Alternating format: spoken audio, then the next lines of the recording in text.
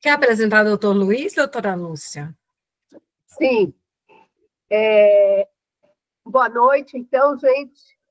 Estamos aqui para mais uma reunião de discussão de caso clínico e hoje a gente tem o prazer de receber o professor Luiz Eduardo, que é um grande parceiro nosso, professor da reumatologia, com quem a gente já fez várias parcerias aqui. Eu me estava até lembrando da tese de mestrado dela, que foi uma parceria com a Reumato, e várias outras aí que a gente tem feito na linha de doenças hepáticas autoimunes.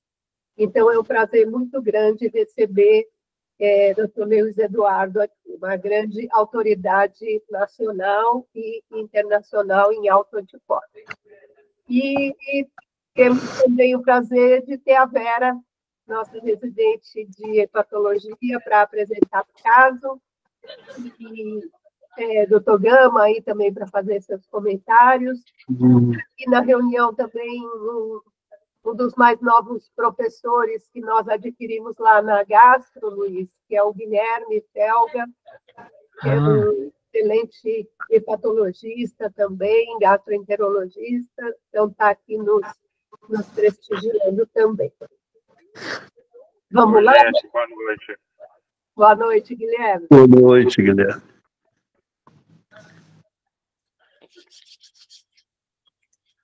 Pode começar? Sim, pode. Bom, prazer, meu nome é Vera, sou médica residente de hepatologia. Então, hoje a gente escolheu esse caso, vou dar spoiler, né? Mas a gente escolheu esse caso para ilustrar algumas coisas que a gente vai falar mais para frente, né? O motivo de ter escolhido ele, mas enfim. Então, nossa paciente é uma mulher feminina, 50 anos, ela é natural da China, mas mora aqui em São Paulo desde 1988. É solteira e trabalha como doméstica.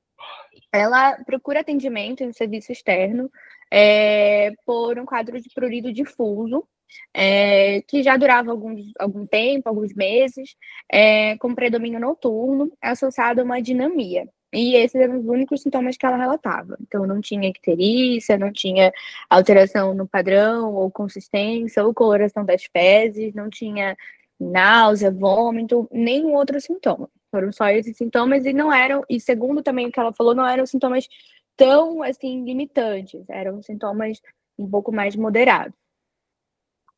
De antecedentes, ela não tinha nenhuma comorbidade prévia, nenhum uso de medicação, nenhuma cirurgia prévia.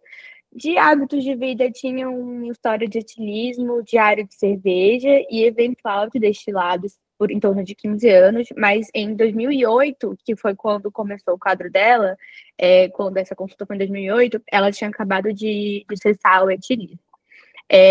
Não tinha história de tabagismo, não tinha história de hemotransfusão, acupuntura, piercing, tatuagens. E de história prévia, familiar, ela tinha um irmão que era portador do vírus de hepatite B. Ao exame físico, então, uma paciente com peso de 67 quilos, altura 1,63. Os sinais vitais a gente não tinha descrito no prontuário da época, mas o exame físico era um exame físico completamente normal. Então, sem nenhum estigma de doença hepática crônica, sem nada no abdômen, sem nada em nenhum outro sistema. Com isso, assim, vocês conseguem pensar em alguma coisa, alguma hipótese de diagnóstico, algum exame complementar, com essas poucas informações que a gente tem? Então, vamos ver aí a opinião da Maria. Maria, boa noite. Oi, doutora, boa noite. Tudo bem? Tudo bom? Tudo certo. Bom, doutora, então, é uma mulher, né, de 50 anos, e de sintomas ela só tem o prurido e queixa de uma fadiga, né, pelo que eu entendi. A gente não tem nenhum sinal de hepatopatia crônica ou avançada, e aparentemente no relato e nem no exame físico a gente tem nenhuma icterícia ou uma colestase. Mas inicialmente pela idade e pelos sintomas, eu pediria autoanticorpos, pensando em uma CBP, mas eu também pediria sorologias dela, principalmente de hepatite B, por ela ter o irmão dela, né, que tem hepatite B também, e apesar dela não ter sinais de colestase, assim, não ter queixas, e nem ter icterícia, eu também pediria caraliculares, pediria transaminases, e também pediria um hemograma dela, para a gente avaliar. Mas minha hipótese inicial seria uma colangite biliar primária, pela idade e pela queixa de prurido. Perfeito. Gama, o que você achou do raciocínio da Maria? Achei o raciocínio bastante objetivo e prático, mas acho que é interessante, embora a gente esteja numa sessão de hepatologia, e aí o raciocínio ele já migra direto para as doenças hepáticas colestáticas que se associam à prurido, é importante a gente reforçar que existem várias doenças sistêmicas que se expressam por prurido, né? E dessas doenças sistêmicas que se expressam por prurido, o acometimento hepático poderia ser secundário a essa doença primária, não necessariamente autoimune, né? E não necessariamente primária do fígado. Então, é claro que o raciocínio da Maria ele tem bastante propriedade. É uma mulher com mais de 50 anos de idade, com prurido, e que a gente precisa buscar o diagnóstico inicial pensando nas colestases, e aí a doença autoimune do fígado se sobressai, né? Mas só para reforçar que há doenças não hepáticas e não do universo da gastroenterologia que são indutoras de prurido, né? Então, pensar, por exemplo, nós não temos exames nenhum aqui ainda, pensar na policitemia vera, que secundariamente poderia adoecer o fígado, nas doenças linfoproliferativas, que secundariamente poderia adoecer o fígado, mastocitose sistêmica, que também induz prurido, ou seja, há uma gama de doenças sistêmicas que se expressam por prurido. Mas o raciocínio dela foi logo direto, objetivo, porque, claro, a gente está aqui pensando, não na doença do fígado, no prurido, nessa mulher de 50 anos de idade. Mas é só para enriquecer um pouquinho mais diagnósticos diferenciais de prurido e doenças sistêmicas. Perfeito. Linfoma, né, Gama? Sim. As doenças linfoproliferativas, né? E principalmente quando a gente fala linfoma com prurido, esse é o marcador clínico, inclusive, de prognóstico desfavorável, né? Porque já tem sintoma B, né? Então, assim, a gente tem que... o exame físico descrito não tinha nada marcante, né? Me parece que não havia nenhum acometimento ganglionar, não havia esplenomegalia, não havia outros sinais de sintomas, mas... eu acho que por uma questão assim, mais de raciocínio clínico, né? Prurido e doenças sistêmicas. A gente tem que colocar as doenças do fígado, principalmente a CBP e as colestases crônicas, né? Mas a gente tem que pensar em doenças sistêmicas que não são necessariamente do fígado. Muito bem. E a Maria também levantou uma possibilidade que seria a infecção pelo vírus B, né? Ela é chinesa, ela tem um antecedente epidemiológico importante, e tem um irmão que tem hepatite B, né? E quando a gente vê, às vezes, descrições dessas hepatopatias crônicas pelo vírus B e pelo vírus C, a gente lê que, às vezes, essas doenças podem cursar com prurido também, né? Principalmente hepatite C, que dá mais manifestações extrahepáticas, né? Às vezes, um dos sintomas é realmente prurido. Então, foi importante lembrar isso também. Alguém colocou alguma coisa? Deixa eu ver aqui. Não. Então, tá. Então, Maria pediu aí vários exames.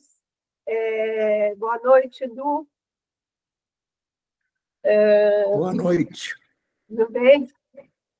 Então, vamos ver os exames que a Maria pediu para uma paciente de 50 anos, cuja única queixa era um prurido, tinha um pouco de adinamia também, né, Vera? Isso.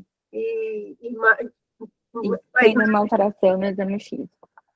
sem alteração de exame físico, procedente da China, com um irmão com hepatite B. Então, nós estamos aí discutindo várias hipóteses diagnósticas e vamos ver os exames que a Maria pediu. Bom, então, a gente tem muito poucos exames dessa época. Ela, como eu falei, a paciente era de um serviço externo, e ao longo de quando ela foi referenciada para a gente, esse prontuário acabou se perdendo. Mas o que a gente tinha de 2008, ainda do serviço externo, e de quando começaram os sintomas, era, então, uma gama GT de 45 e uma fosfatase alcalina de 55. A gente não tinha AST, LT e nenhum outro exame também. Mas tinha também um AMA 1 para 2.560 e um FAN 1 para 640, sem descrição do padrão desse FAN. E aí, nesse serviço, diante dessa investigação, a gente não tinha sorologia também na época, e foi solicitada uma biópsia hepática. Dessa biópsia hepática, a gente também tem pouca descrição. A nossa única descrição é um discreto infiltrado linfocitário portal, com leve colestase centrolobular e siderose. E só. A gente não tem mais nenhuma outra grande descrição. Então, espera um pouquinho. Tá. Então, Maria, você fez como sua primeira hipótese colangite biliar primária. Você acha que fechamos aqui essa hipótese? Doutora, sim. A gente não precisa, né, da biópsia para fechar o diagnóstico de colangite biliar primária, mas por ser uma paciente, e ela por ser uma paciente que tem prurido, hemodinamia e ter um AMA tão aumentado assim, apesar dessa biópsia não ser muito característica de CBP, porque não tem as características típicas, assim, só tem um discreto infiltrado, tem uma leve colestase, mas não tem aquela lesão ductal, não tem infiltrado mais crônico, a gente não sabe quantos espaços portas que tinha nessa biópsia, mas apesar de não precisar da biópsia para o diagnóstico, pela idade, pelo sintoma, pela sintomatologia dela e por esse anticorpo tão elevado assim, eu consideraria pedir revisão dessa biópsia para poder a gente avaliar melhor, e eu iniciaria o tratamento com o Sacol pensando até apesar de no exame físico não descrever, né, marcas do prurido dela, é uma queixa dela, então eu iniciaria para avaliar se melhoraria esse prurido dela, apesar de a gente não conseguir ver laboratorialmente se teria essa melhora, porque ela não tem colestase nos exames laboratoriais. Mas eu iniciaria o tratamento e pediria revisão dessa biópsia externa dela, e claro, complementaria também com exames para avaliar a função hepática dela, que até agora a gente não conseguiu avaliar, não temos um exame de imagem, não temos um plaquete, NR, albumina, a gente não sabe muito bem qual o grau da doença que essa paciente está, até porque essa biópsia nem fala de fibrose também, então eu acho que a gente precisaria avaliar ela de uma forma melhor dessa parte. Então, você iniciaria um tratamento com Ursacol? Isso. Tá. Gama, o que você acha da conduta da Maria? Agora eu já vou mais, acho que eu já vou dar a mão para a Maria e a gente sentar para conversar mais, de forma mais, um pensamento mais uniforme, mas a gente tem uma paciente aqui que tem enzimas canaliculares absolutamente normais. O que ela tem é a assinatura sorológica aí do diagnóstico da CBP, que é esse AMA, né, em título, inclusive muito alto, e um padrão de FAN 1 para 640, que a gente não tem descrição aqui, mas se a gente fizer uma correlação com o AMA, a gente pode imaginar que talvez esteja dentro daquele padrão citoplasmático pontilhado reticulado, ou que venha outro padrão, né, habitual da CBP, mas, enfim, não tem aqui a descrição, a gente não vai ficar fazendo suposições. Mas...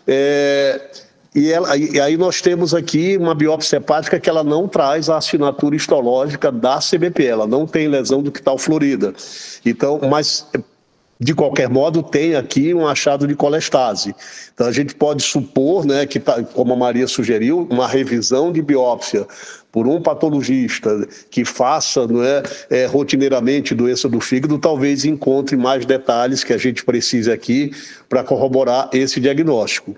Caso essa biópsia hepática, né, viesse sem critérios para CBP e estas enzimas, e as enzimas normais, eu tenderia, não é, a acompanhar, né, não iniciaria tratamento, eu tenderia a acompanhar olhando periodicamente para os testes hepáticos, FA, gama-GT. No momento que ela viesse, não é, a prosperar essas enzimas, eu iniciaria o tratamento padrão para CBP. Embora a gente saiba que existia, né, antigamente uma proposta de fazer o diagnóstico mais precoce possível, baseado no autoanticorpo, que é a assinatura sorológica da CBP, pensando em iniciar precocemente o SACOL, mudando assim a história natural da doença. Mas a gente fica se perguntando como é que a gente vai monitorar essa paciente, né? Baseado em que parâmetros bioquímicos a gente vai dizer que ela está respondendo ou não está respondendo, se ela já tem primariamente uma TGO, uma gama-GT e uma fosfatase alcalina normal. Falta aqui um pouco também, acho que falta um pouquinho de dados aqui, a IgM para essa paciente seria um marcador necessário nesse momento também para reforçar um pouquinho essa investigação diagnóstica. Mas eu tenderia a seguir com a Maria pedindo uma revisão por alguém que seja um patologista o patologista que a gente precisa, como o Caio, como a doutora Valéria, por exemplo, para rever essa lâmina e depois tomar decisões mais adequadas. Mas eu frearia inicialmente a prescrição do ácido desoxicólico e tenderia a observar, né, laboratorialmente essa paciente, bioquimicamente essa paciente. Mas, doutor, uma dúvida. O senhor observaria ela bioquimicamente, mesmo ela referindo que tem prurido e adinamia, sendo que a gente descarta outras causas para esse prurido, né, como o senhor falou, porque eu acredito que seja um sintoma que incomode muito a paciente, né? Então, essa é a minha dúvida, se a gente observaria, apesar da queixa da paciente de prurido e adinamia. De qualquer modo, né, a gente sabe que o ácido desoxicólico ele não muda a história natural do prurido, né? O tratamento do prurido abordaria outras terapêuticas aí comuns, como essas que a gente faz na rotina do dia a dia, né? Desde o bezafibrato, que é uma droga antipruritogênica, que hoje é primariamente uma droga também terapêutica para CBP, além daqueles protocolos todos, né? Sertralina e etc, dentro do protocolo de tratamento para o prurido, né? Então, eu tenderia a observá-la, mas assim, observá-la de perto, né? A cada 3 meses rever essa bioquímica e ver se ela prosperar a enzima colestática, eu não me furtaria em começar a prescrição do ácido desoxicólico. Luiz, sem querer entrar em maiores detalhes por enquanto, mas fala um pouquinho para a gente do FAM citoplasmático pontilhado reticulado. A especificidade que ele tem, se a gente encontra em outras hepatopatias, enfim, eu falo um pouquinho sobre esse padrão de FAM para nós. Tá. Então, os padrões de FAM, a gente sabe que eles são muito importantes porque aquele padrão, aquela morfologia que a gente está vendo, ela é um mapa da distribuição dos antígenos, né? Então, cada padrão de FAM está contando para a gente, olha, está corando esses domínios celulares aqui, e aí quem estuda a biologia celular dos autoantígenos já começa a pensar, pode ser esse ou aquele. O padrão da mitocôndria, ele é muito típico, né? Ele é bastante típico, porém não deixa de ser um elemento subjetivo, né? Eu vou olhar um padrão morfológico. Existem outras coisas que acontecem no citoplasma que podem simular o padrão, o AC21, né? Hoje a gente tem um código alfanumérico para cada padrão, e esse da mitocôndria é o AC21,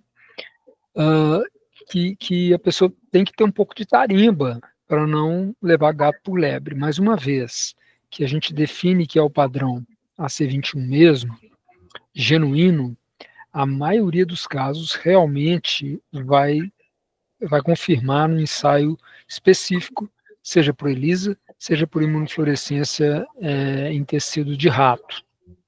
É muito importante essa confirmação, porque, vez por outra, tem algum que não confirma, né? Mas, nesse caso aí, esse fã sendo desse título aí, é possível que tenha sido mesmo citoplasmático, e o indivíduo meramente não escreveu o padrão. Perfeito. É que a gente tem visto mesmo, de vez em quando, um citoplasmático pontilhado reticulado, e aí a gente pede o AMA na imunofluorescência e ele vem negativo, né? É que a gente para por aí, a gente não faz ELISA, M2, outras coisas, mas de vez em quando a gente encontra um citoplasmático pontilhado reticulado que não tem a correspondência o mitocôndria, né?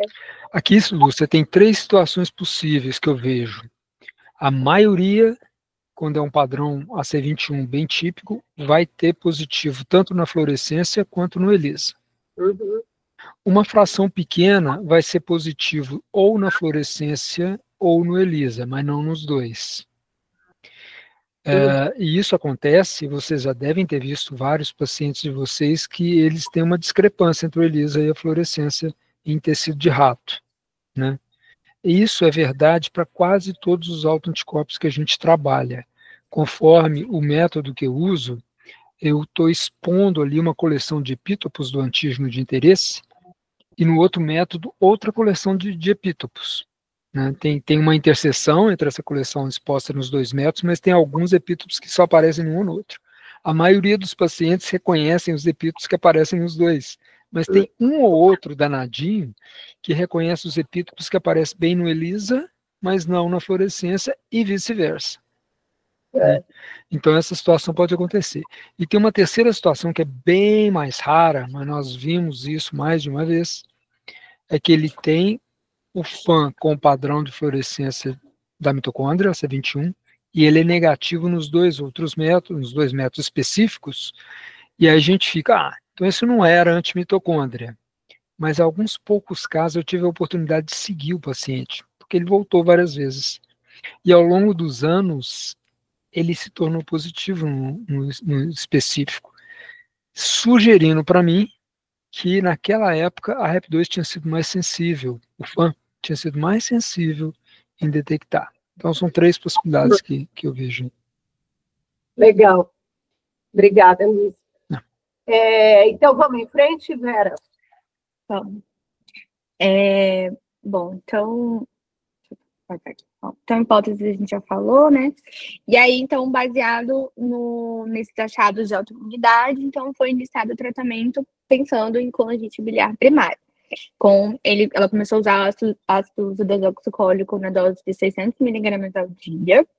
E aí ela referiu resolução desse prurido ao longo da terapia. Importante ressaltar que, em relação a esse prurido, era uma queixa realmente no começo, como eu falei, não era uma queixa tão importante assim para ela, mas ele foi melhorando, só que houve também um fator confundidor, porque ao longo da revisão de prontuário, ela foi relatando muito pele seca e um acompanhamento com a dermatologia por causa dessa pele muito ressecada, e então, depois que ela começou a utilizar hidratar mais a pele, esse prurido também resolveu. Então, ficou um pouquinho também confundido.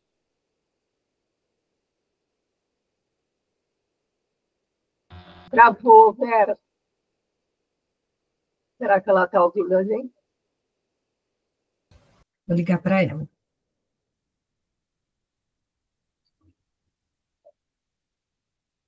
Então, tudo isso foi fora, né?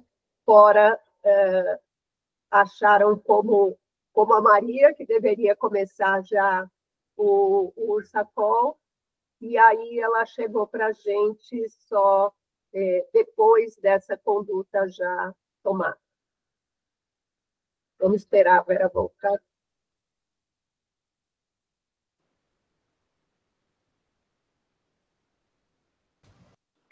Ai, desculpa, gente, acho que minha ligação caiu, meu internet, acho que aconteceu alguma coisa. Tá todo mundo me ouvindo? Sim. Não. Desculpa, acho que foi a conexão. Até que ponto eu estava falando, que acho que... Conta agora, de 2014... Tá, isso, tá, desculpa. Então, de 2008 a 2014, ela ficou acompanhando nesse serviço externo, e aí depois o serviço externo foi descontinuado, então ela foi referenciada para o nosso serviço, e aí nós começamos a acompanhá-la, então, desde 2014.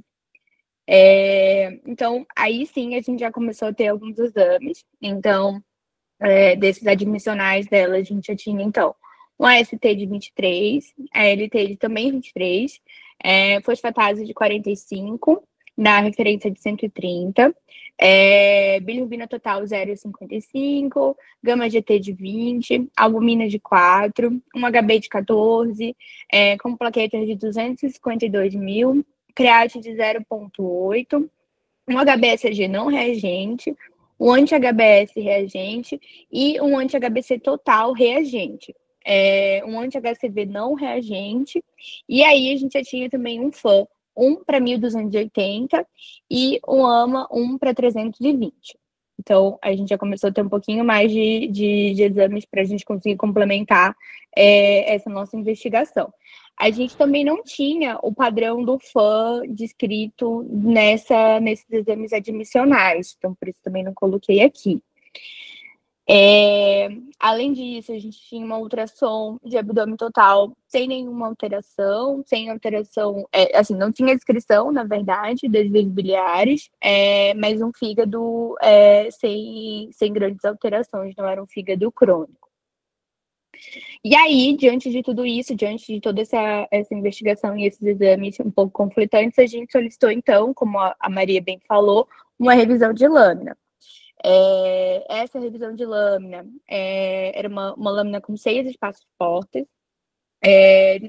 tinha ausência de colestase, tinha descrito um infiltrado sinusoidal linfocitário com balonização e um discreto infiltrado linfocitário portal com focos de necrose e com hepatócitos com núcleos glicogenados. Então, não mudou muito do padrão daquela primeira biópsia realmente do serviço externo, ficou um padrão muito parecido.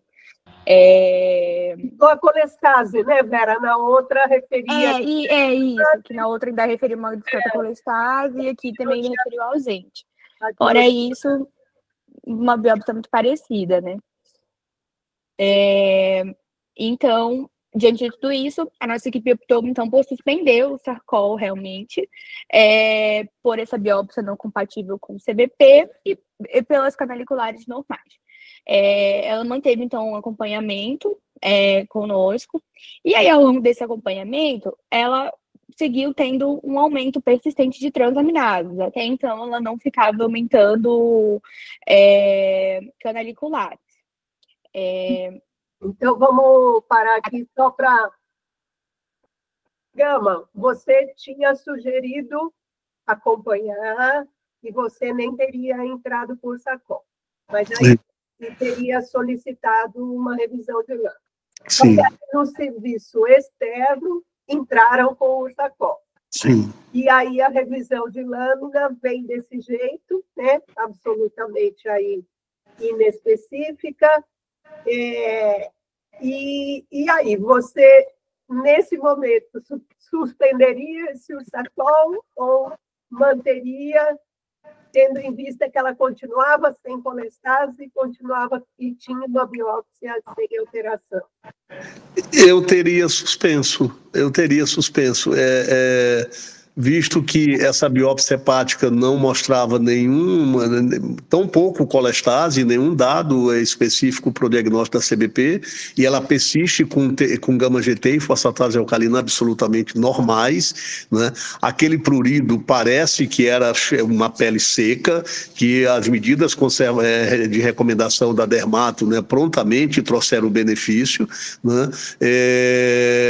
Acho que eu manteria conduta de suspender, sim, né? O outro pensamento seria pensar, né? Seria até olhar assim, ela já está com um sacollo?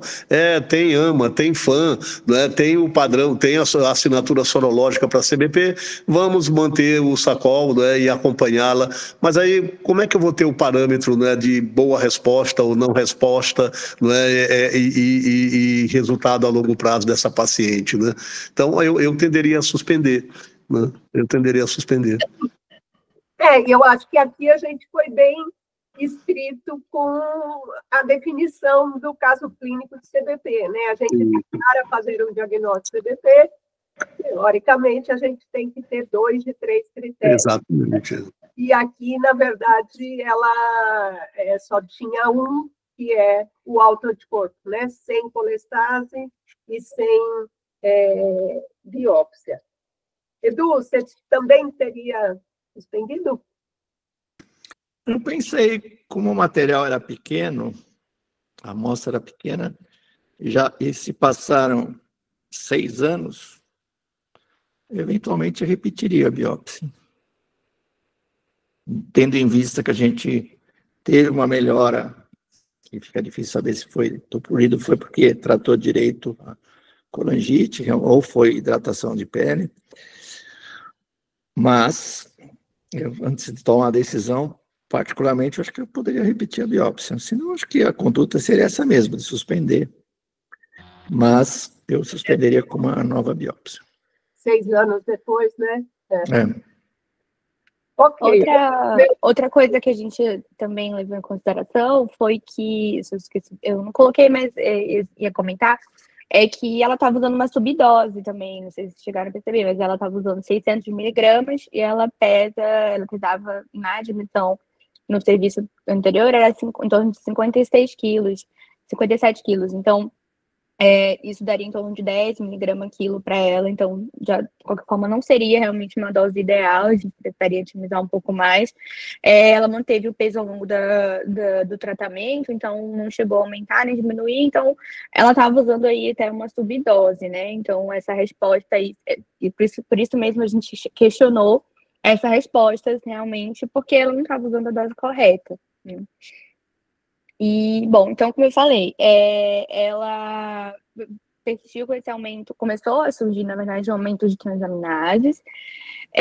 Os exames laboratoriais de 2018, já umas 3 consultas que a gente já estava acompanhando a paciente, ela evoluiu com uma ST de 50 na nossa referência de até 32, um LT de 53, né, na nossa referência de até 33, bilirrubina 0,58 total, a fosfatase alcalina mantinha dentro da nossa referência, era 41, um discretíssimo aumento de gama GT, que era 48, na nossa referência de 40, o INR 0,9, HB de 14, desculpa, plaqueta 235 mil, glicemia aí de 109, um colesterol total de 214, um HDL de 42, um LDL de 138, triglicerídeo de 195, e aí a gente também tinha solicitado um IgM, que estava 75, então dentro do normal, e um IgG também dentro do normal, 1.271. E aí, por fim, finalmente, a gente tem aí descrição do padrão do FAM, e aí já era um FAM 1 para 1.280, citoplasmático pontilhado reticulado. Então, nós estamos aí, Gama, com 4 anos, dela sem o sacol. Sem o sacol. E agora ela aparece com as hepatocelulares um pouco tocadas. Sim. E uma gama GT que parece que também deu uma tocadinha. Uma tocadinha, né? A bilirrubina total e a direta deve estar trocada, mas isso não tem nenhuma importância. Eu acho que foi verdade. Uma IgM normal. Normalíssima. Citoplasmático pontilhado reticulado, como a gente achou que seria. Vou te fazer uma pergunta bem objetiva. Você continuaria acompanhando sem remédio ou você faria, como o Edu, uma nova biópsia? A Maria também quer falar. Sim, eu acho que nós temos uma paciente que ela começa agora, né, a mostrar alterações sutis das enzimas. Se mais, não é, um pouquinho de aminotransferases do que, na verdade, daquilo que a gente esperaria, que era prosperar a fosfatase alcalina e a gama-GT acompanhar. Nesse momento, a gente tem uma FA normalíssima e uma gama-GT discretamente alterada, né? Eu tenderia a acompanhar, né? Eu sei que ela vai precisar de uma biópsia no futuro, certamente, porque se eu não tiver outra causa aqui para justificar por que essas aminotransferases bateram ali um pouquinho acima do valor de referência, né? Essa paciente ganhou peso, essa paciente colocou gordurinha no fígado, essa paciente tomou alguma medicação, né, que pudesse induzir aí, tocar essas enzimas, né? Faria uma revisão, obviamente, desses dados, né, que são perguntas que são necessárias. Mas, assim, as alterações ainda não são marcantes do ponto de vista, eu não posso dizer que essa paciente tem uma colestase, né, bioquímica. Então, eu tenderia a ter paciência e esperar, né? Eu não faria uma biópsia agora, eu poderia aguardar, né, o tempo passar, ela acompanhando e estimulando ela a se manter, né, em acompanhamento ambulatorial, mas também, se o doutor Edu desejar fazer a biópsia hepática nesse momento, eu ia junto com ele também. Ô Maria, o que você queria falar? Eu queria perguntar para a Vera porque ela falou que no início ela tinha 50 e poucos quilos, né? Queria saber em relação a IMC, se ela ganhou peso, né? Porque ela aumentou o gama-GT e tocou transaminases. Mas eu concordo com o doutor Edu, que eu acho que a gente precisaria rebiopsiar essa paciente, até porque a gente começou a ter fatores confundidores aqui da etiologia dela, né? Que começou a aumentar canaliculares, aumentou o gama-GT, e mesmo se a gente pensar que a hipótese dela seria por uma MESALD, a gente vai ter duas hipóteses com uma biópsia que não tem uma amostra tão importante.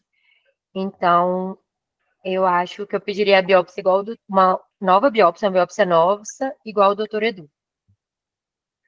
E também eu pediria carga viral da hepatite B, né? Que a gente também tem que avaliar, porque ela começou a aumentar transaminases e é bom a gente ter um PCR de hepatite B, sendo que ela é anti-HBC total, positivo, e anti-HBS também. Bom, em relação ao peso, ela manteve o mesmo. Todas as consultas eram pesadas, sempre mantinha o mesmo torno, o mesmo peso, nunca aumentou.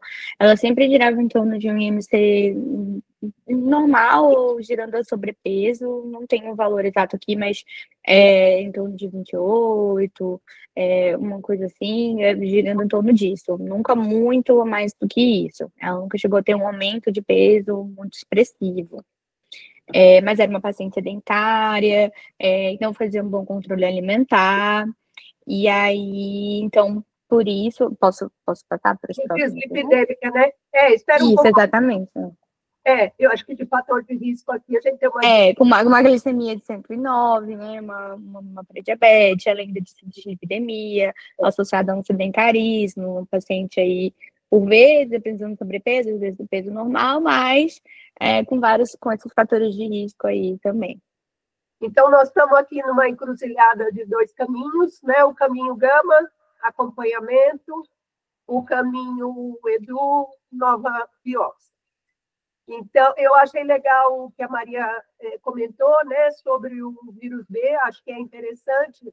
Ela tinha um perfil de imunidade, mas existe uma situação muito rara que chama infecção oculta pelo vírus B, né?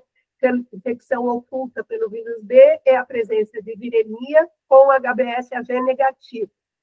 Em geral, infecção oculta é com anti-HBC puro, mas, eventualmente, pode até ter infecção oculta em paciente com anti-C e anti-S. Então, acho que não está errado também pedir uma carga viral aqui, é interessante. Vamos aí, Vera, para que caminho fomos? Então tá. Então, bom, a gente já falou das hipóteses. Então, diante de tudo isso, a gente pensou na possibilidade de hepatite B oculta.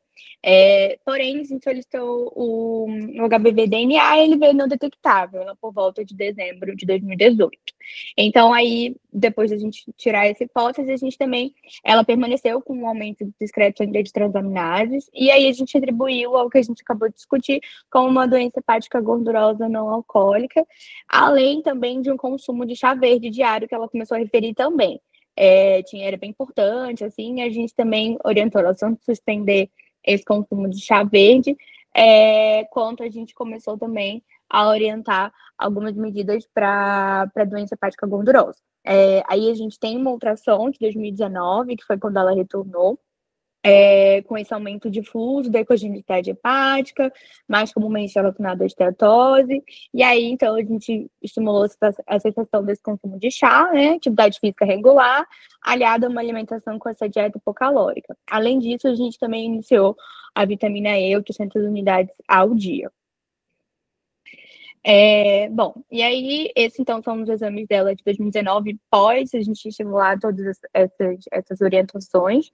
Ainda mantinha um ST de 61, LT70, mantinha bilirrubina normal, mas uma fosfatase aí também ainda dentro daquele normal que a gente já estava vindo. E uma gama GT de 57, já um pouquinho também começando a aumentar mais ainda. Mas o resto dos exames todos mantendo de dentro do padrão que ela já vinha apresentando.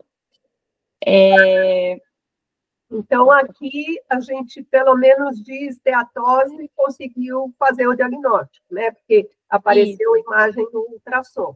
Se tinha esteatohepatite ou não, a gente não sabe, porque não rebiopsiamos nesse momento, né? Até então, a gente não tinha rebiopsiado, a gente considerou mesmo como algo relacionado à esteatose, e aí manteve ainda esse segmento com ela. Até porque era uma paciente que realmente ela referia muito uma alimentação muito gordurosa, baseada em muito óleo, muita fritura. Não era uma paciente que fazia atividade física, apesar dela, como eu falei, ela não tinha um sobrepeso importante, mas ela tinha uma alimentação muito irregular, uma pré-diabetes, como a gente já tinha visto nos outros exames, e mantinha também, em outros eu vou trazer mais para frente, mantinha também uma dislipidemia ainda não tão controlada. Então, baseado em tudo isso, a gente continuou com essa hipótese realmente de associada à esteatose hepática, essas alterações. Né? Muito bem, então vamos em frente. Bom, e aí então a gente pula aí para 2022. Em 2022 ela iniciou um quadro de náuseas, tonturas e dor abdominal, predominantemente na região epigástrica, associada a uma perda ponderal de 3 quilos em 45 dias. Além disso, ela não tinha alteração nas evacuações, não tinha prurido, não tinha icterícia, nenhum outro sintoma associado. Mas essa foi a primeira vez que ela apresentou esses sintomas desde o início do quadro. E aí, diante disso, então, laboratorialmente, ela mantinha essa elevação aí de transaminases, uma ST de 55, LT 44, já com uma fosfatase, uma gama GT, acho que acabei repetindo ali, mas uma gama GT de 43, bem tocadinha, só, assim, quase nada, fosfatase 45, o resto dos exames mantinha normal, RN de 1, albumina 4.3, plaqueta 220 mil, um LDL 127, HDL de 43, um pouco melhor do que o que a gente tinha anteriormente, mas aí já veio com uma IgG de 1.689, então, que a nossa referência é 1.308. Então, essa foi a principal alteração que a gente identificou. Nessa época, a gente também realizou um fibroscan, que tinha uma rigidez de 10,4 kPa e um CAP de 342. Então, favorecendo aí ainda mais a nossa hipótese de doença hepática gordurosa. Mas mesmo assim, diante desse IgG aumentado, que era um dado que ela não vinha apresentando em nenhum dos outros exames, a gente resolveu, então, biopsiar. Antes disso, alguma hipótese? Porque eu ia perguntar. É verdade isso que eu ia perguntar para a Maria o que ela achava nesse ponto. A Maria já está bem a favor da biópsia, né? O que ela faria. Maria, o que você acha? Só mesodística isso aí? Eu acho que, como eu falei, eu biopsiaria, principalmente porque é uma paciente que tem um anticorpo tão característico, tinha uma queixa que é característica, e a gente tinha uma biópsia inicialmente, que não era uma biópsia com uma amostra boa, né? Ela tinha só 6 espaços portas, e eu acho que apesar de ter essa hipótese de ser uma MSLD, e ela é uma paciente que já está já pelo menos nesse fibroscan, já está com uma teoricamente, né, seria uma F3 aí, seria uma fibrose significativa, e temos esse IgG aumentado, eu manteria a minha hipótese da gente fazer uma biópsia, principalmente pelo fato de a gente ter dúvida nesse diagnóstico. Então, eu acho que a gente ainda não fechou o diagnóstico dela. Aí, se na biópsia a gente visse que realmente não tivesse uma biópsia com uma amostra boa, e a gente tivesse certeza que não é CBP, e a gente confirmasse que tem uma estatohepatite e tudo mais, a gente até avaliaria de associar a pioglitazona, avaliaria um tratamento focado no MESH, né?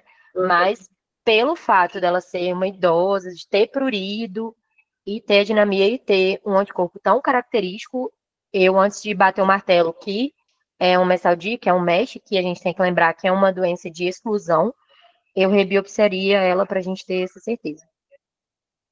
Muito bom. Então, a gente indicaria aqui, nós estamos com 8 anos de uma paciente com uma dúvida diagnóstica lá atrás, né?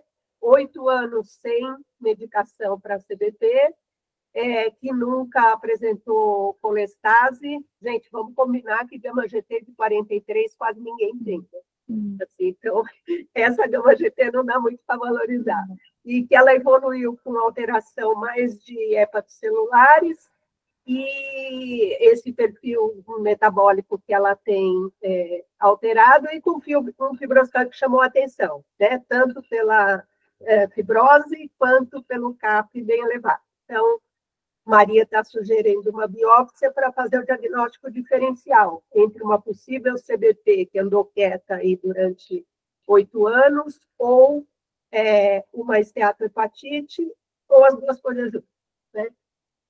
Então, legal, também concordo. Sim. Agora, você concorda, Gama, em fazer outra biópsia?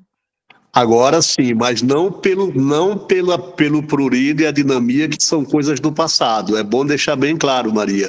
Prurido não arrastou-se nessa história, a dinamia não se arrastou nessa história, foram manifestações pontuais lá atrás. Então, e olhar para uma fosfatase e uma gama-GT normais, isto mostra que ela não fez ainda expressão bioquímica da sua doença. Então, esse prurido é do passado, a dinamia é do passado. Eu acho que o mais importante aqui é essa elastografia com 10,4 kPa, porque eu acho que aí tem uma doença subclínica prosperando, não é? E aí eu acho que a biópsia hepática ela é imperativa nesse momento. Mas esse passado do prurido e da dinamia, ele não pode ser trazido para o presente, não é? Porque ele ficou lá atrás. E com uma gama-GT, como a doutora Lúcia falou, tão pequenininha alterada, né? E uma fosfatase alcalina que está silenciosamente ali dentro do normal. Então, mas eu acho que agora essa elastografia é que nos diz assim, é necessário ver o que está acontecendo. E talvez até, não é, vendo a possibilidade de que ela possa ter aí sobreposição de doença, não é? Um NASH, não é? Porque ela tem critérios para síndrome metabólica, e quem sabe agora, não é, uma progressão histológica de uma CBP, não é? Visto ali aqueles autoanticorpos do passado. E já se passaram 8 anos, né? Não é, doutora Lúcia, 8 anos, mais ou menos? 8 anos. 8 anos, né? E aí acho que depois o doutor vai poder falar sobre essa progressão, quer dizer, esse tempo entre um AMA, né, tão expressivamente positivo, e o acompanhamento a longo prazo, quando é que a doença clinicamente ou histologicamente pode se manifestar, né? Mas eu acho que agora acho que é importante pontuar esses aspectos, né? Muito bem. Então vamos lá,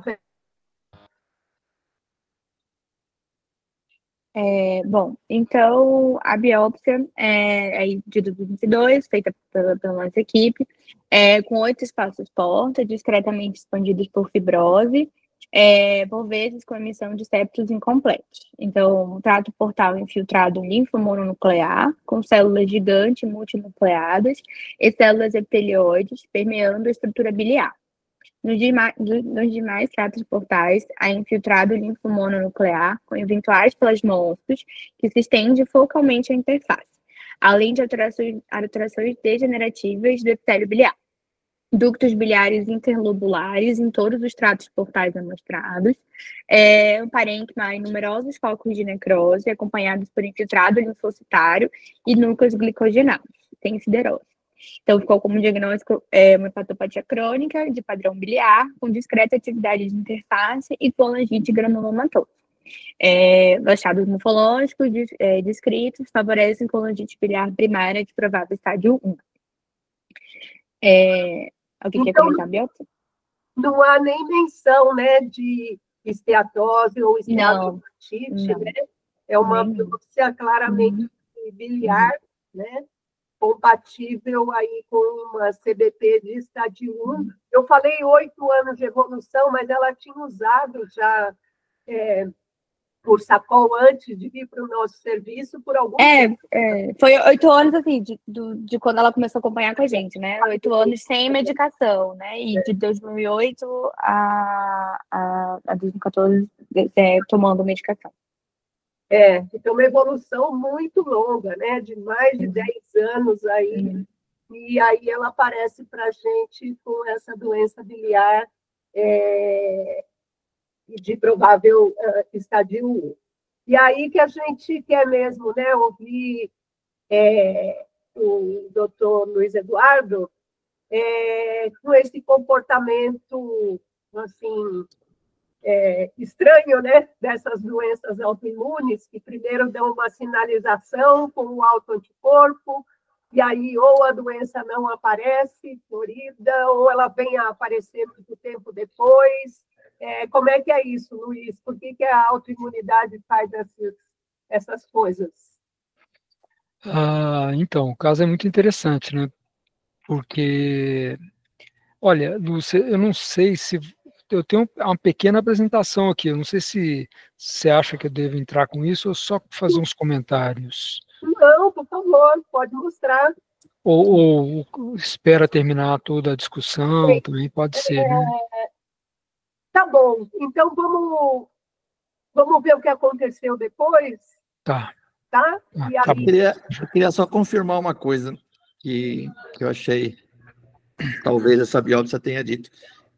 Em um dos espaços porta foi encontrado isso, né? Dos 8. Os outros 7 estavam normais. Com um pouquinho de hepatite de interface, com um pouquinho de plasmócito. Mas especificamente a colangite granulomatosa foi feita num espaço porta. Sendo que é uma biópsia que tinha 2 espaços porta a mais do que aquela de 2008, né? Só que eu não sei se eu entendi direito, mas você acha que é isso, Mary? Parece, né? Trato portal. Nos demais, só tem... dá a impressão que foi em um, né? Não, mas isso foi... Eu peguei direito. Tem esse infiltrado, além de alterações degenerativas do epitélio biliar. Então, nos demais, tinha alteração degenerativa do epitélio. Não foi só um, não. Acho que um era mais granulomatoso, né? Mas os outros tinham alteração degenerativa. E aí, Vera, o que fizemos? Bom, então... Aí, então, com essa biópsia, daí a gente iniciou, então, o uso do desoxicólico, 900 mg ao dia. Partindo da nossa complementação, a gente também realizou uma densitometria óssea em 2023, com evidência de osteoporose, e aí ela iniciou e está em uso ainda, inclusive, de denosumab semestral.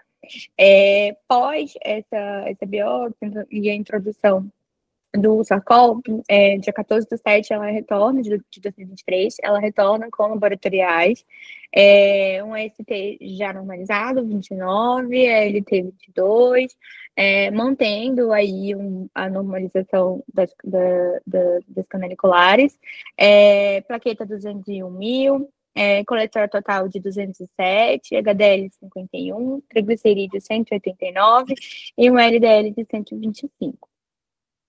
E aí, então, ela vem acompanhando com a gente regularmente desde então, e ela está em uso regular de Usacol nessa mesma dose, tem tido boa evolução laboratorial e clínica, sempre assintomática, nunca mais queixou de prurido, nunca mais queixou de nenhuma outra alteração.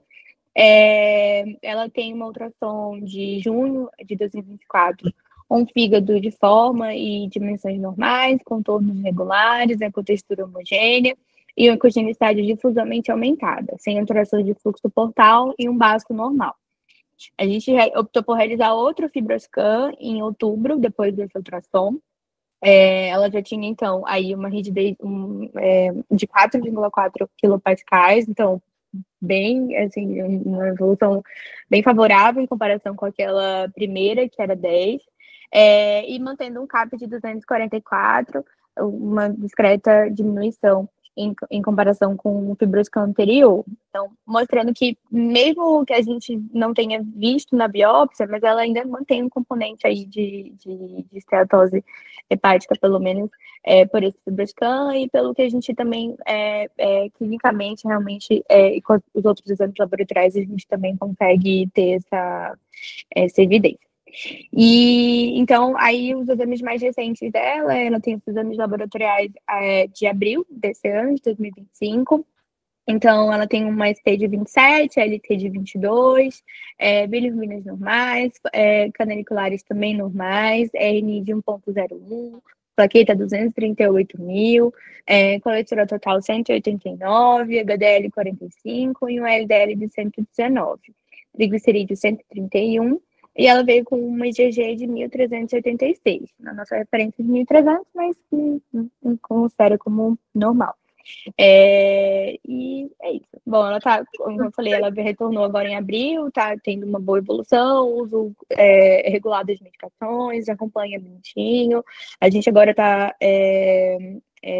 avaliando também outras complicações. Ela vem evoluindo com aumento de pressão arterial, então a gente também está controlando essas questões, mas na mesma parte que ela vem evoluindo bem, e vem tendo uma melhora expressa tanto nos exames laboratoriais quanto nos exames de imagem. E é isso. Então foi um sucesso, né, do tratamento, normalizou tudo. Antônio quer fazer uma pergunta. Queria tirar uma dúvida em relação ao quadro, porque assim, vendo como ela começa, clinicamente, ela nunca teve uma colestase, né? Acho que ela teve aquela discreta elevação de gama-GT em um momento, 43, mas ela nunca teve colestase. Se a gente pensar, e aí, pelo que eu entendi, ela também, o sintoma dela foi só lá no começo e que aparentemente não foi atribuído à colestase. Pode ter sido alguma questão esteatótica e tudo mais, né, que resolveu com a dermatologia. Depois ela ficou clinicamente bem. Se a gente pensar que ela nunca teve colestase bioquímica, dentro desse contexto dos 2 de 3, né, inicialmente eu pensaria em talvez nunca ter pedido um AMA para ela só por conta do prurido, se ela não tivesse colestase. Assim, tô refletindo, né? Assim, para discutir sobre o caso. Dentro dessa evolução, se a gente pensasse lá atrás, as intervenções que a gente fez mudariam o desfecho dela atualmente, porque acho que de toda essa questão de Ursacol, do que ela respondeu, assim, na biópsia ela já não tinha muita fibrose, talvez esse FibroScan primeiro de 10 tinha sido falseado por algum motivo, né? Mas dentro dessa evolução, minha dúvida é, de fato, a gente viu uma história natural da CBP, porque depois ela surge com essas alterações da biópsia, mas se ela nunca teve colestase dentro dessa evolução clínica, intervenção, se a gente for ver, ela tem 2 de 3, mas tem um anticorpo e tem agora uma biópsia mais sugestiva. Mas em termos de evolução, de história, porque se fosse em outro contexto, talvez essa paciente nunca teria estado com a gente, né? Porque o prurido se resolveu com uma questão dermatológica, vamos dizer assim, hidratou e fez outras coisas. A gente pode falar de uma CBP mesmo assim, só por causa da evolução e desses 2 aspectos? Porque, né, essa é a minha dúvida, não sei se ficou clara. Não, acho que dá para entender o que você está falando, né, Antônio? Quer dizer, uma paciente que ela, fortuitamente, alguém indicou com AMA, porque ela tinha 50 anos, ela tinha prurido e estava se sentindo adinâmica, eu acho que foi, assim, bem indicado, né? Na maior parte dos serviços, talvez ela não ganhasse esse AMA, mas alguém pensou nisso e pediu. Agora, se nós estamos frente à história natural de uma CBP ou não, é justamente por isso que a gente trouxe o doutor Luiz Eduardo, né? Para ele nos dizer um pouco sobre essa evolução de doenças autoimunes, né? Será que você precisa ter sempre aquele fenótipo de ter uma colestase para a doença evoluir? Será que basta ter a assinatura sorológica e isso é suficiente para você acompanhar e predizer que vai acontecer alguma coisa, né? Essa paciente, a gente não fica na dúvida do diagnóstico, porque ela, de fato, além do marcador sorológico, ela teve uma biópsia muito característica, né? A fibrose que ela tem na biópsia, que já tinha emissão de septos, são septos incompletos, mas já tinha emissão de septos, pode eventualmente cursar com esse fibroscan mais elevado, né? Então, eu acho que ela caminhou de fato e regrediu de fato com o tratamento, né? Agora, que caminho que ela percorreu sem ter apresentado nunca colestase realmente intriga a gente. E é por isso que a gente queria ouvir um pouquinho o Luiz sobre essa evolução de doença autoimune que começa só por um sinal sorológico e aí a doença progride, né? Então, Vera, para a apresentação, para o Luiz poder... Então, legal. Esse caso é muito interessante, ele é ilustrativo, ele mostra o dilema que a gente vive com o negócio do autoanticorpo preceder as doenças, né? Deixa eu pôr só uma apresentaçãozinha aqui, que eu vou mostrando algumas coisas meio despretensiosamente, tá, gente? Só um pouquinho aqui.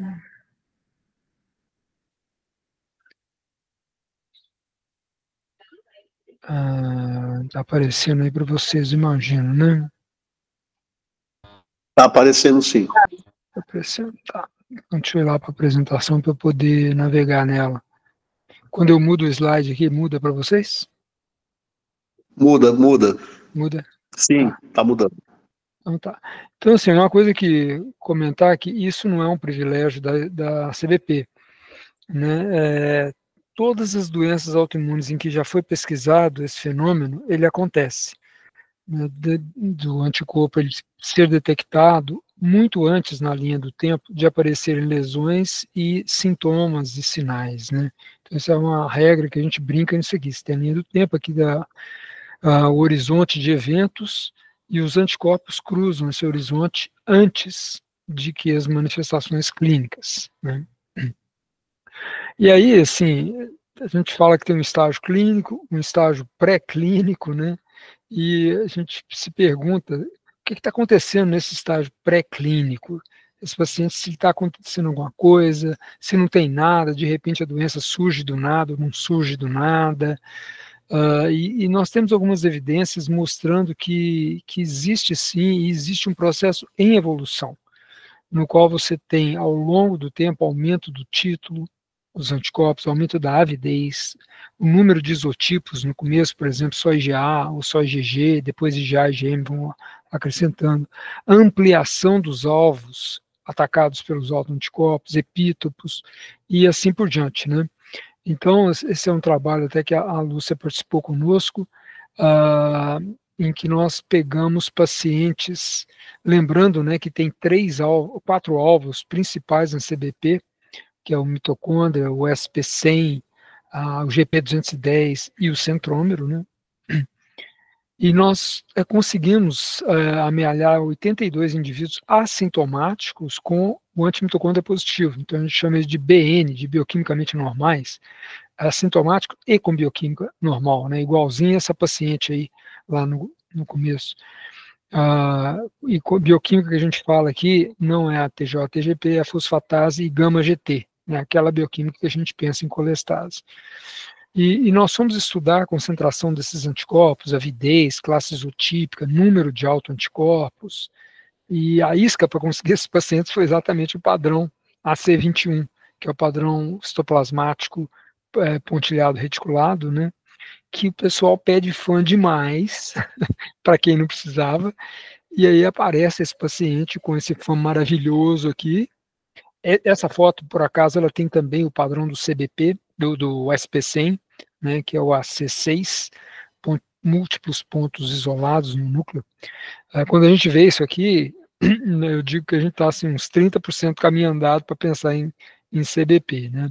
Mas isso aqui foi a nossa isca para conseguir esses 82 indivíduos. Mas a gente não ficou nisso. Quando tinha isso daqui, nós fazíamos o teste específico para antimitocôndria, e nesses 82 você tinha o antimitocôndria positivo, né? Então, a gente comparou alguns elementos entre CBP estabelecida e bioquimicamente normais, esses AMAs que a gente contou, e vimos que na CBP a coisa é mais intensa. Então, os níveis de piruvato desidrogenase 2 eram mais elevados na CBP do que nos bioquimicamente normais.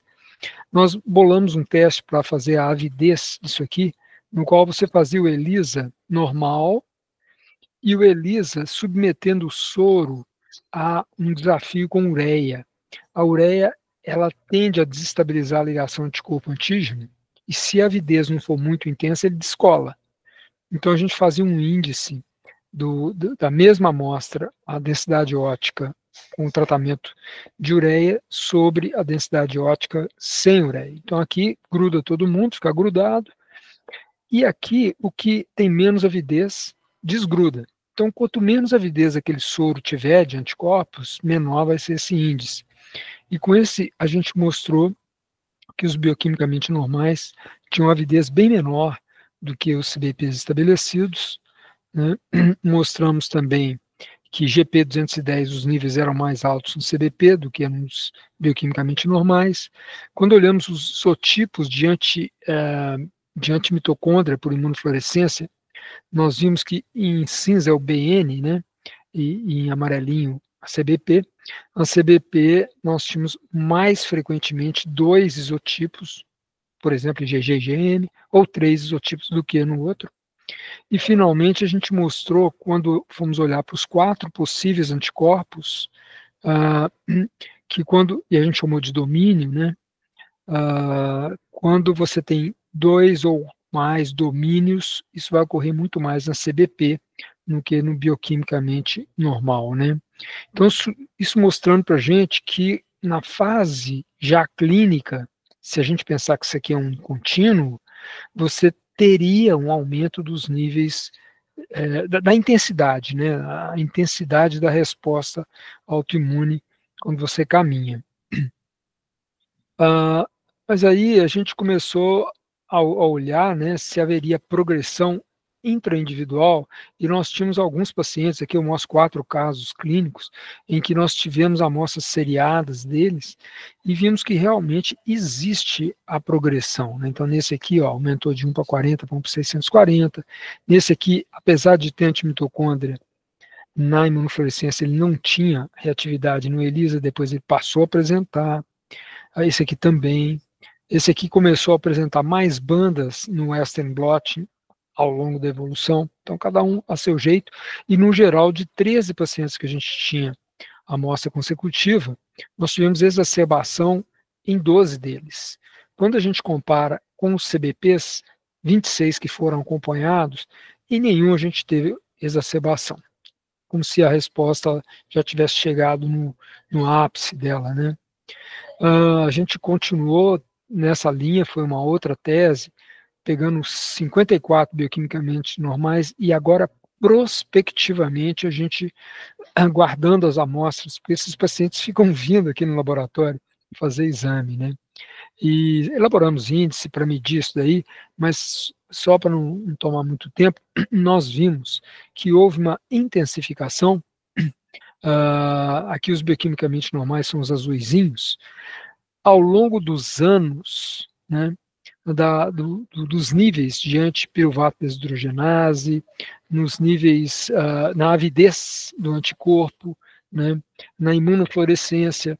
Então, realmente, a gente viu esse fenômeno de intensificação da resposta antes de cruzar a fronteira de doença. Esse pessoal todo ainda numa fase pré-clínica, sugerindo que alguma coisa está acontecendo, né? Então, a pergunta próxima que nós nos fizemos é, nessa fase, será que já tem alguma lesão? Será que já tem inflamação, fibrose, alguma coisa? A gente não tinha coragem de fazer a biópsia hepática desses caras, mas na época a gente estava disponibilizando, nós tínhamos acesso àquele marcador, o ELF, né, o score ELF, que ele é constituído por 3 analitos que espelham um pouco da fibrose e de principalmente inflamação tecidual, e tem esse algoritmo aqui no qual ele fornece um índice sugerindo a alteração hepática ausente, moderada ou grave. E nós então lançamos mão disso daí e fomos ver os nossos pacientes bioquimicamente normais com AMA positivo e os CBPs. E vimos que já com alteração moderada, uma boa parte dos bioquimicamente normais estão representados, e alguns até com alteração intensa, né? Mais frequente aqui com CBP, claro, né? Mas já está presente. E a minoria não tinha nada. Né? Então, a gente, inclusive, acompanhou com o ELF alguns desses pacientes, mostrando que o ELF também, a gente tinha amostra seriada desses pacientes, ele foi crescendo, tanto na CBP, quanto nos bioquimicamente normais. Claro que o bioquimicamente normal é sempre menor do que o CBP, mas ele também apresentou um crescimento, sugerindo para a gente que sim, nessa fase subclínica, existe evidência de inflamação ativa e ela parece ser progressiva. E isso pela característica dos autoanticorpos que nós vimos, pelo score de ELF. Né? Agora, um elemento muito importante nesse trabalho, quando a gente pega todos aqueles 52 pacientes e olha só para o parâmetro, por exemplo, de antipiruvato desidrogenase, nós vimos que tem padrões diferentes. Alguns indivíduos, cada linha é um indivíduo. Alguns indivíduos têm um padrão francamente de progressão. Outros não, parece até que está descendendo, outros estáveis, e alguns completamente erráticos. Eu acho essa observação aqui muito importante, porque ela, e aqui eu vou parar de compartilhar a tela, porque ela diz para nós a pergunta que a Lúcia lançou aqui, né? Eu tenho um paciente assintomático, ou com manifestações inespecíficas, ou pouco específicas, como era essa senhora, e eu tenho um anticorpo que é marcador. Vai desenvolver doença? Não vai desenvolver doença? Na verdade, isso é o que a gente precisa aprender. Nós sabemos hoje que uma parte deles vai desenvolver doença. E sabemos também que uma parte não desenvolve doença. Né? Eu lembro quando eu estava fazendo meu doutorado, a Lúcia sabe que isso aí, porque a gente era contemporâneo, né, Lúcia? Já tem uns 40, não sei se 40, mas mais de 30 tem anos. eu fazia capilaroscopia peringueal, em que a gente vê uma lesão que é muito sugestiva de esclero, né? E o esclerose sistêmica. E o anticorpo anticentrômero também é marcador de esclero. E aí eu examinei 800 pessoas para fazer a padronização desse teste. Todo mundo da escola eu pegava, né? E tinha uma secretária, jovenzinha, em que ela apresentava o padrão SD, que é sugestivo de esclero, e ela tinha fenômeno de Raynaud. Mas nada. Olha, eu acompanhei essa menina por uns 20 anos. Nunca desenvolveu doença. Ficou naquilo. Então eu brinco de falar que as doenças autoimunes em geral, eu estou generalizando, mas a CBP é a CBP. Eu não estou dizendo que na CBP é assim. Mas nas doenças autoimunes em geral, a gente tem um gradiente de gravidade, ou de intensidade. Desde aquele caso muito grave, moderado, leve, até casos que são um negocinho, um broto que não vai para frente. E aí, alguns desses, eu acho que eles só conseguem fazer o anticorpo e não conseguem evoluir além do autoanticorpo. O nosso desafio, frente a isso, e com o discernimento clínico, né, não overtreat o paciente, né, não tratar exame de laboratório, mas também não deixar de passar a oportunidade de intervir precocemente. Principalmente numa doença igual a CBP, que nós sabemos que o tratamento precoce pode ajudar muito, né? Então, essa é a minha consideração aqui para esse caso. Legal, Luiz. Muito bom. Assim, do ponto de vista mais prático, esse acompanhamento aí que o Gama queria fazer, por exemplo, se aumentar o título, então é uma informação relevante para a gente. Se aumentar o título do autoanticorpo. Porque avidez, coisas mais complexas, a gente não consegue fazer no dia a dia, né? Mas avaliar o título talvez seja uma medida interessante, né? Porque a gente sempre tem aquele negócio, anticorpo é uma coisa que não se repete. Ele está lá, ok, mas no caso principalmente para o ELISA, né? Para o piruvato deshidrogenase, porque ele é mais quantitativo, né? E a gente pode ver, e tem um outro detalhe, que é se o indivíduo aumenta o número de alvos de autoanticorpos. Então, se no começo, sei lá, ele tem o seu antipiruvato deshidrogenase positivo, né, e não tem mais nada, mas daqui a um ano ele começa a ter o anti-ESP100, aí eu já acendo o sinal vermelho, assim, porque tem coisa chegando aí, né. Aqui a gente vê frequentemente pacientes que vêm com o FAN com um padrão que nós chamamos de múltiplos autoanticorpos. Ele aparece muitas vezes o centrômero com antimitocôndria, com o citoplasma, né? O padrão do centromérico, o padrão de mitocôndria, ou às vezes o padrão de ESP100, que é aqueles poucos pontos com o padrão de mitocôndria. E algumas vezes entra também o envelope nuclear sugerindo GP210. Quando a gente vê esses casos, eu sempre entro em contato com o colega.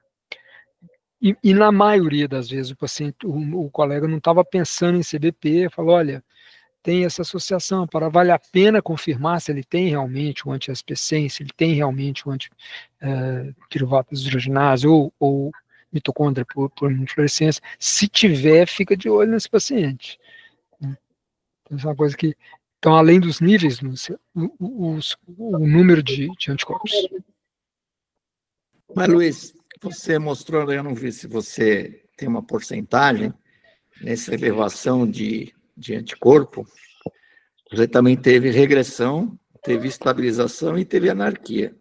Você tem uma porcentagem de qual predomina, pelo menos, para a gente não pensar que só porque aumentou a gente vai ficar mais nervoso? Talvez se aumentar a epitope a gente fica, mas só no aumento do piruvato deshidrogenase você percebeu que é bem variável ao longo do tempo, né? É bem variável. Foi nessa casuística aí, né? Olha, grosso modo, eu falaria com uns 20, no máximo 25% tem aquele padrão ascendente. Né? Então, não é a maioria. Por esse padrão, nesse período de tempo que eu acompanhei, né, que eu pude acompanhar, que foram 8 anos, a gente sabe que a CBP é uma das doenças autoimunes que tem história natural mais longa de todas, né? É um campeã.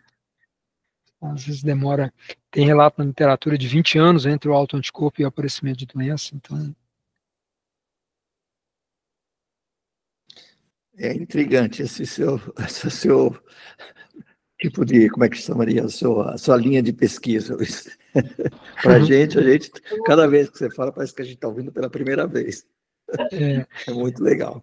Não, Obrigado por toda essa gentileza aí. Edu, eu sou muito apaixonado com isso, porque eu acho que é a chance de nós imitarmos os oncologistas e fazer detecção precoce e tratamento precoce das doenças autoimunes. O fato é que a gente ainda não consegue intervir na história natural, assim, lá no tutano, igual o oncologista faz, ele extirpa o câncer, né? A gente não. Por exemplo, se eu detecto autoanticorpos de lúpus ou de artrite reumatoide, eu tenho pouca coisa para fazer, né? Mas já há ensaios, por exemplo, aquele anticorpo anti-CCP, que é marcador de artrite reumatoide, em que eles fizeram um screening, não sei se era supermercado ou shopping center, isso foi na Holanda, de pessoas que resolveram se testar e pegaram aqueles positivos em níveis altos, e para metade deles eles deram rituximab, o paciente não tinha nada, a outra metade não deram nada e acompanharam. E com uma única dose de rituximab, eles conseguiram postergar 1 ano a evolução para artrite reumatoide, e o número, a frequência de artrite reumatoide dos que progrediram foi menor. Uma dose. Ou seja, eu acho que a gente vai evoluir para isso. Por isso que eu gosto dessa linha. Muito legal. Para a gente conseguir essas coisas, né? Identificar a doença mais precoce, em que momento a gente tem que começar a atuar, né? Porque a gente tem sempre essa dificuldade. Você tem um anticorpo, então você tem como ficar titulando, fazer de novo, fazer outras, então complementar esses altos anticorpos para ter uma segurança maior e para identificar em que momento começar, porque que nem essa paciente precisava ter começado há 10, 15 anos atrás o tratamento, ou realmente não precisava. Então vai realmente ter uma grande chance de ter alto anticorpo e aumentar a titular, vai desenvolver a doença em algum momento, então a gente teria que tentar como achar isso, mas dura na prática se ficar titulando anticorpo, repetindo anticorpo, fazendo um perfil maior de anticorpo, que nem sempre a gente tem essa facilidade, né? Agora, tem uma coisa de anticorpo que eu sempre gosto de falar, tem alguns analitos que eles são intrínsecos do tutano da enfermidade. Então, se eu pedir esse exame para qualquer paciente, se ele der alterado, o paciente tem a doença. Por exemplo, se eu faço uma glicemia de jejum e ela dá alterado, o cara é diabético. Se ele estava de jejum mesmo, parará, né? Se um cara vem com HIV positivo, ele tem HIV, tem conversa. Agora, tem alguns exames que a gente fala que são de associação. E aí entra os autoanticorpos. Eles são muito associados com determinada doença, ou seja, naquela população de doentes, ele é muito prevalente, mas eles não estão no tutano, então eles escapam, eles aparecem em quem não tem doença também. E aí o que acontece? Para esses aí, se eu saio pedindo o exame sem uma probabilidade pré-teste boa daquela doença, ou seja, sem o cara realmente ter clínica, alguma coisa que sugira, eu vou começar a testar a população geral. E como as doenças nossas são raras, em comparação com a população geral, aquela coleção de testes que eu fiz, quando eu descobri vier positivo, tem a grande chance dele não pertencer a um paciente. E aí eu vou ficar complicado. Isso pode acontecer num caso assim, né?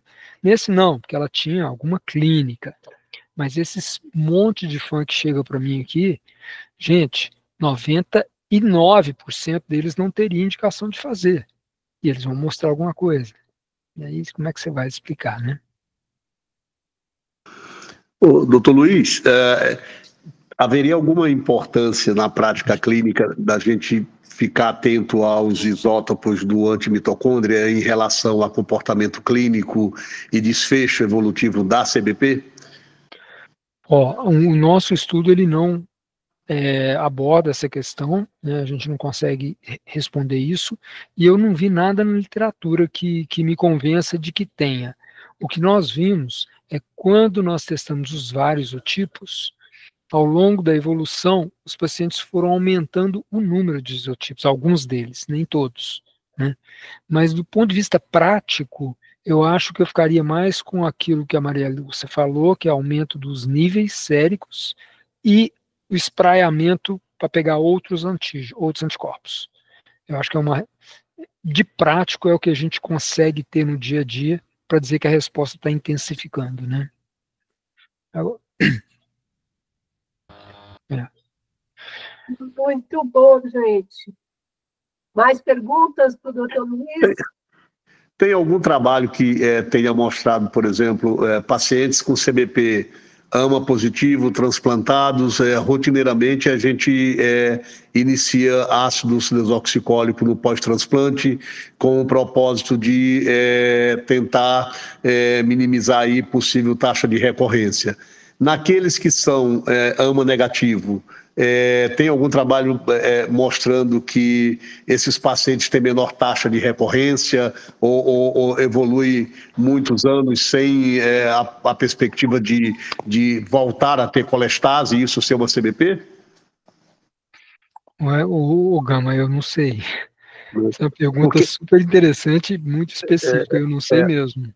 Porque hoje existe um consenso, né, no serviço de transplante, todo paciente pós-transplante em CBP começa a prescrição de Ursacol, né, como uma rotina para tentar minimizar ali aquela taxa de recorrência em torno de 36% desses pacientes ao final de 10 anos do pós-transplante. E aí, como o AMA é um marcador patogênico, né, se você pensar assim, e esse paciente que tem uma CBP com altos anticorpos negativos, não pontua nem para AMA, nem para GP210, nem SP100, a ideia inicial da recorrência será que seria menor, né, ou para todos, né, o Ursacol seria a regra terapêutica, né? Interessante, eu acho que é um campo aberto, se não tem na literatura, é uma tese boa, viu, gente, para vocês. Aí, Gama. Né? E é porque a gente tinha falado disso lá, teve um encontro, e a gente já tinha discutido isso em reuniões anteriores, e a ideia é que isso fosse um consenso em todos os serviços de transplante hepático, né? Todo paciente transplantado de CBP automaticamente faz um Ursacol. E a gente viu, né, em discussões aqui de um caso ou outro que alguns discordavam dessa conduta, mas isso está nas recomendações dessas diretrizes, né?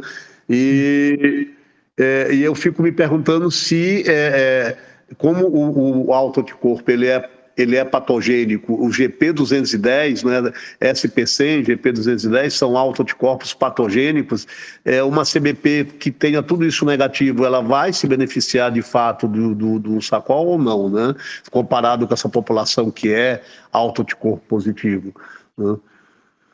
Isso é interessante. Interessante. Boa pergunta. E em relação ao anticentrômero, que o senhor mencionou aí, na sua experiência do anticorpo anticentrômero na CBP, tem alguma marca clínica que é mais frequente nesses pacientes CBP com anticentrômero do que no CBP que não tem anticentrômero? Então, o que a gente encontra toda vez que você tem um anticorpo que ele visita duas doenças, existe maior frequência de manifestações de uma doença e de outra, né? Então, no caso aí, alguma coisinha de esclerose sistêmica pode ter nesses pacientes. Não todos, mas você enriquece a casuística com pacientes assim. Na reumato, entre as nossas doenças, a gente vê isso com muita frequência, né? Então tem lúpus, esclero, cada um com o seu conjunto de anticorpos, mas às vezes você vê um paciente com uma doença que tem um anticorpo da outra. Aí você vai olhar bem esse paciente, ele tem algumas manifestações da outra também, né?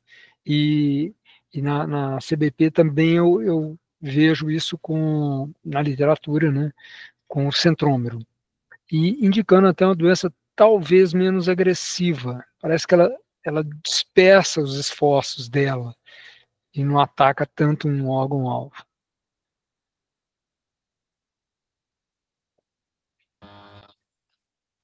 Bom, gente, vamos deixar o Luiz jantar. Sim. Todo mundo jantar, né? Excelente, muito bom, muito bom. Muito bom, Luiz. Você sempre... Obrigado, gente. É muito Excelente, gostoso. excelente. Esse fórum de vocês é uma delícia, viu? Parabéns, continuem assim. Obrigado. Obrigada, a gente espera... Obrigado, doutor Luiz. Obrigado, Luiz. Obrigado. Valeu, valeu. Tchau. Vera, Tchau. obrigado, viu, pela apresentação. Obrigada, eu que agradeço.